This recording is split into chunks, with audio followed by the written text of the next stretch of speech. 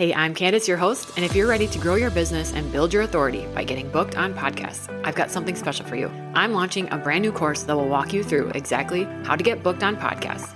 Everything from identifying the right shows to pitching, preparing for interviews, and leveraging your guest appearances for growth. Plus, if you sign up for the waitlist now, you'll get early access to the course and these special bonuses.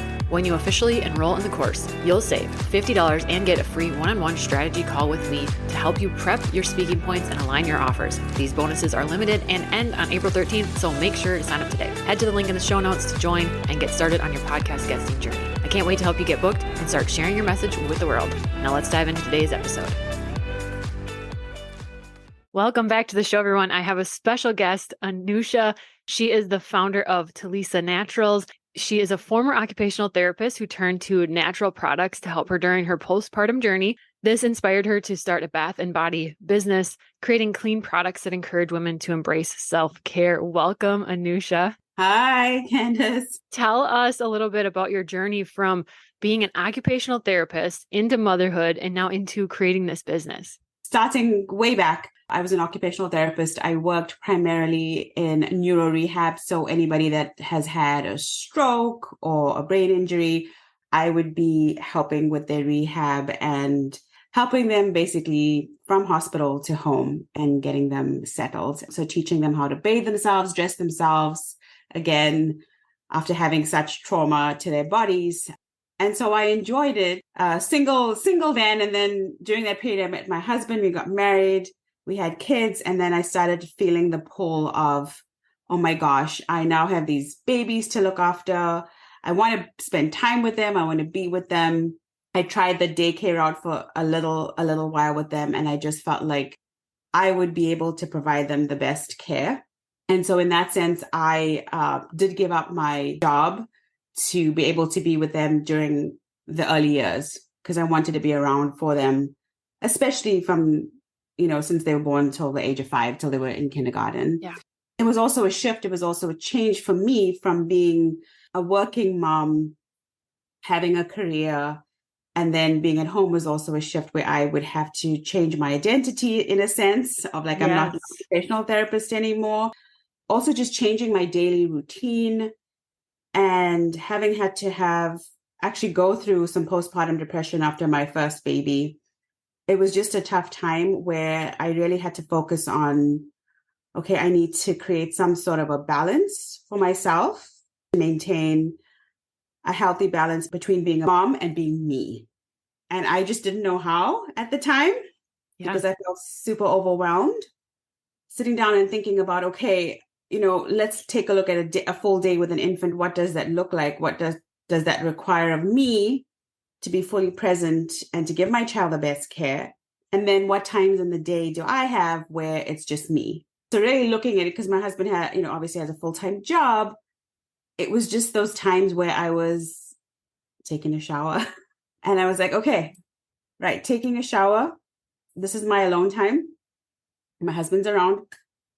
I need to make the most of it because I'm not going to be able to go to a spa for 3 hours. I don't necessarily want to go to a spa and spend 3 hours of my time, And I was like, so how do I make my bath times feel like I am in a spa? And that's when I started looking into just products that I could add to my bath or my shower, whatever it may be, whatever was available at the time. Looking at those ingredients, I was breastfeeding and I was like, okay, I don't feel safe or comfortable enough to be soaking in a bath bomb that has all these chemicals and weird pigments and things that I don't understand. And it just got me onto a journey of just testing and making products myself, researching essential oils. At the time there were moms, selling these essential oils back in the day. But that actually piqued my interest in essential oils, really. Finally looking into a certification of actually making products using essential oils because I wanted to be safe. My whole thing was about safety because like I said, I was breastfeeding and I just wanted to make something that's safe that I could use and that my baby wouldn't be affected by or indirectly affected by. And once I actually took the course, got the certification, made products, used them for myself, gave them to friends. People were like, oh, these are great. They're natural. You should go, and sell them to a market. And so I would do like little tiny pop-ups where I could, based on just my time and my schedule. As the kids grew, the demand grew for products. And it wasn't until 2000, I think 2017 was when I kind of started the whole journey. But it wasn't until 2019, and my firstborn was 5 years old, where I decided, okay, this is probably time that I, start looking into turning this hobby into more of a business. I love that story. So many things of just, we'll get to it in a minute. It seemed like you just followed one nudge after the other, but I'm going to ask you more about that in a minute. The first thing that I dabbled in after having babies too was essential oils, because all of a sudden, I don't know why babies does this to us, but we're like, well, now I need to have a toxin-free home, clean ingredient, everything, because now I have a baby in the home. But before, when it was just me, it was like, yes, well, I don't know. So I love that you just filled that need, because I've looked and there are far more resources out there that have extra ingredients that we don't necessarily want on our bodies than there are that don't. It really seems like the doors that kept opening for you, you didn't necessarily see them until you did one thing and then did the next and did the next. How did you know, or what advice do you have for other people when they're trying to make these big decisions, like you leaving your job? How do you make those decisions, follow those right nudges? How do you know when it's right? So first of all, I always encourage people to test ideas. And when I say test, it doesn't mean invest your whole 401k into an idea. Yeah. There's many ways you can test a product that doesn't cost a lot of time and money. So it won't cost you a lot of time and money. So test. It doesn't take a lot to go to a market and pay $50 to be a vendor and test and listen to your audience and listen to your customers. That's like research and development time, where you can get to know what people are looking for. Maybe your existing product is not working, but as you're talking to people, you can be like, oh, people are really looking for a natural body wash, or they're looking for X soap. So I would say test. I'm also very naturally a risk-averse person.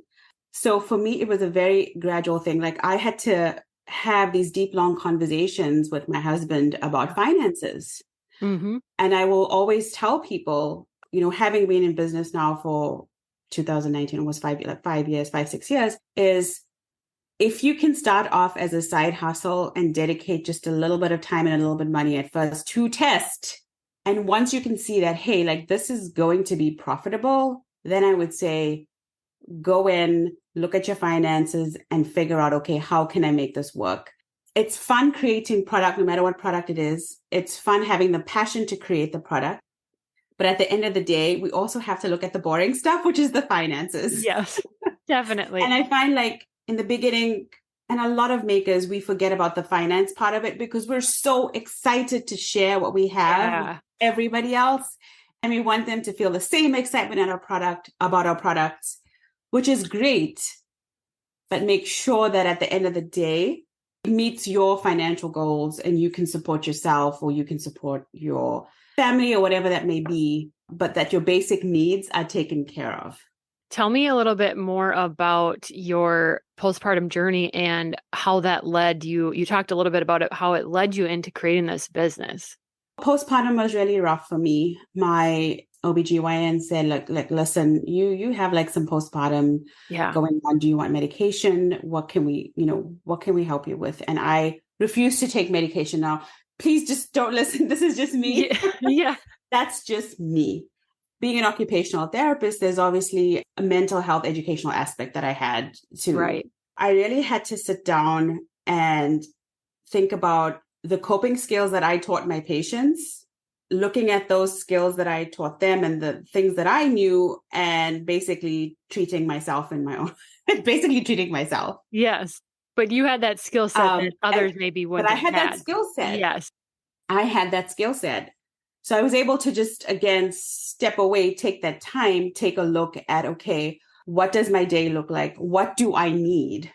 What do I personally need to not feel so overwhelmed and to not feel so stressed within the parameters of being a stay-at-home mom? Mm-hmm. I didn't leave the house for 3 months. The first kid, it was so bad. Yeah. I was anxious, overwhelmed, feeling down on myself, didn't like the changes that were happening to my body. breastfeeding was extremely difficult, especially, with the first kid. It was about that time that I was talking to my OBGYN. And so we talked about how I was feeling. And I was like, okay, I have got to go outdoors. By then, my baby had pretty predictable schedule. So I would go out in the mornings with her, even if it was like a short walk in the neighborhood. During nap time, what I would do is I would sometimes take my shower then, because I could take an extra long shower if she took a really a good nap. Yeah. Or I would just nap because I was tired, I was exhausted, and I was like, I had to force myself to nap or just rest my eyes. Prior to that, I would just be like, oh, what do I have to do next? What am I going to do? Yes.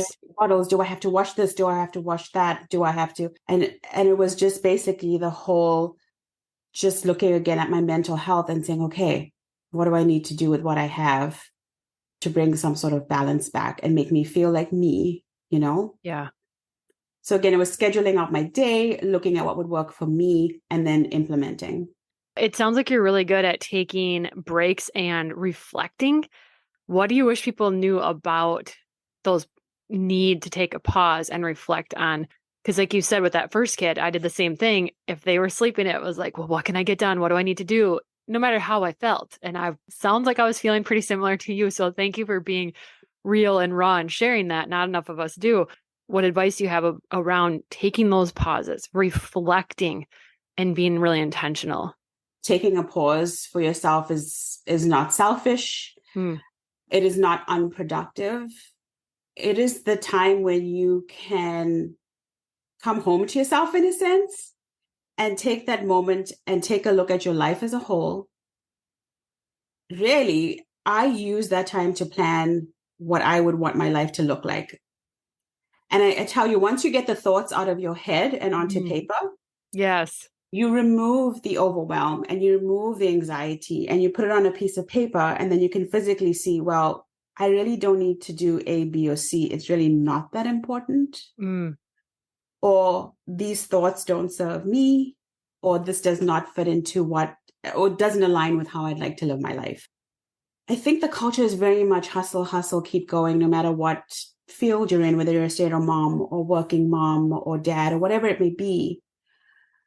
But it's so important to take that time to step away from the noise and really take a look at what's in alignment with your life. What would work with your life? What thoughts, what feelings, what activities actually build you up rather than drain your soul? Yes.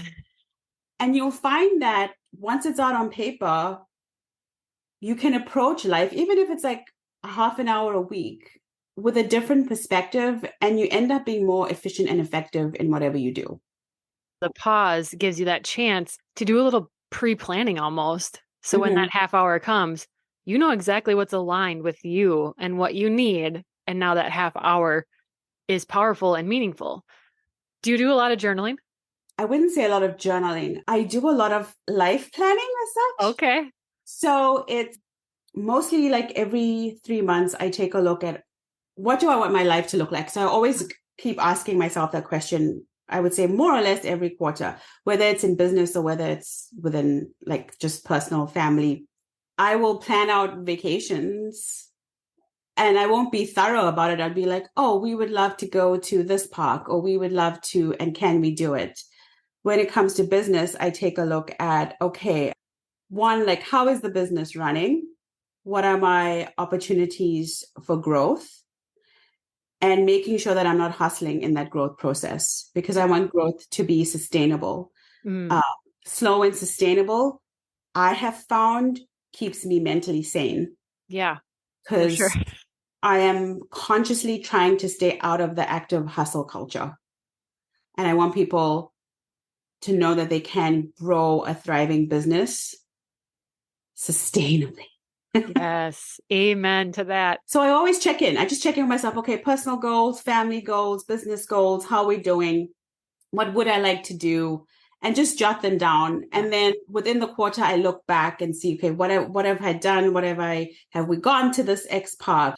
Have we hit this X sales goal without killing ourselves? I'm all about balance. It's never perfect because, again, like I said during like Q3, Q4, it does get a lot busier. It does get a lot crazy. I'm a lot more active in trying to get shipping out.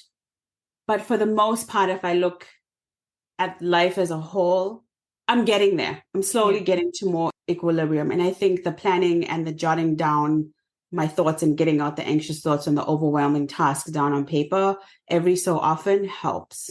It probably gives you some direction, like a roadmap, a little bit of a focus versus just sometimes I think we can get caught up in the daily tasks of, okay, I got to get this done, let's do that. But then if we don't have that planning or that thought ahead, we don't ever make any headway, or we don't get to that place that we want to be because we're just kind of spinning. Spinning is really good way of saying I found myself on that hamster wheel. It is draining. It's just draining. And it affects me as a mom. I feel like I'm a lot less patient than I normally am with my kids and family. And it affects me in business as well, where I just maybe don't have as much motivation because I am stressed or overwhelmed. Having been in the career world and having a 9-to-5, what's your favorite thing about being an entrepreneur? Definitely flexibility. One of the things about starting my business was also, again, being available for my kids. For example, on Friday, they have like a bunch of class parties. And so my Friday is blocked out because I want to be there for them. I would say that's the number one thing that comes to mind is flexibility. And number two is being able to be creative. I can be creative with formulations. I can be creative with packaging, and I don't have to answer to anybody. Right. which is so fun. Yeah. Yes. What message would you like the listeners to take away today if they can't remember anything else we've talked about and we've covered a lot of great nuggets? What do you hope they take with them? I hope that you can set aside some time for you and think about what you would like your life to look like. And how can you make things work for you in your life without overwhelm, without anxiety? I think if you can start off there, you will probably be very successful in whatever direction you want your life to be in. Thank you for that. Thanks so much for being on. Thanks for sharing your story and being so real and raw with us. Where can we find you? You can find me on my Instagram at Thulisa Naturals. You can also find me on my website. It's www.thulisanaturals.com. You can also click the little contact icon on my website, or you can get me on Instagram. It's just me managing that, and I love connecting with people. Perfect. I'll link that all in the show notes for our listeners. Your power bombs, I think are they at Filio Style in Red Wing? Yes, they are.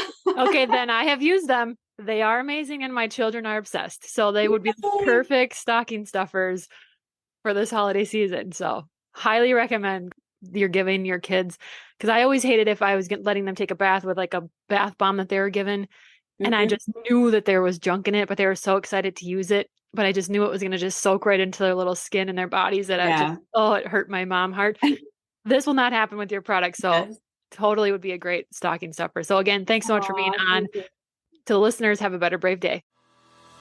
Thanks for tuning in. If you're ready for podcast mentoring, whether it's setup, editing, planning, or guesting, you can book a one-on-one call with me through the link in the show notes. I hope you feel seen, inspired, and like your dreams and goals are completely valid, because they are. See you next Tuesday.